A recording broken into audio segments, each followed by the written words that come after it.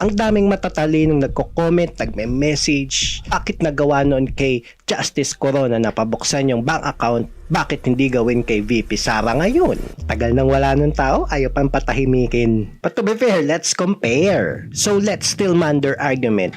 Though wala naman talaga silang pinipresent na argument, but ito yung naisip kong pinaka the best argument nila dito. May questionable daw kasi na pagtaas ng yaman ni VP Sara over time. So this, kung may duda, bakit hindi natin gawin kay VP Sara yung ginawa natin kay Justice Corona dati na pinabuksan ang bank account through subpoena? The thing is, suspicion is not the same as established inconsistency. Sa madaling salita, kay Justice Corona, hindi nagsimula sa hinala. May condo units na nakita, may assets na hindi na-declared sa SALN, and may clear mismatch.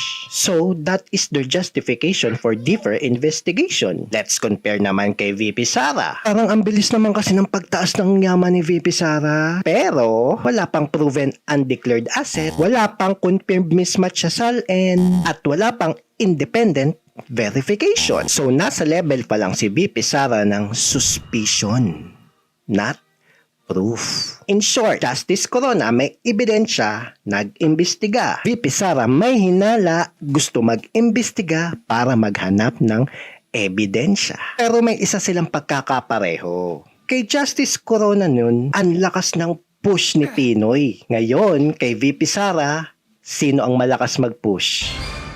Politically, may parallel. Pero legally at evidentiary level, magkaiba pa rin eh. The real question is not parehas ba sila? The real question is parehas ba yung ebidensya na pinanggalingan? Sa tingin niyo?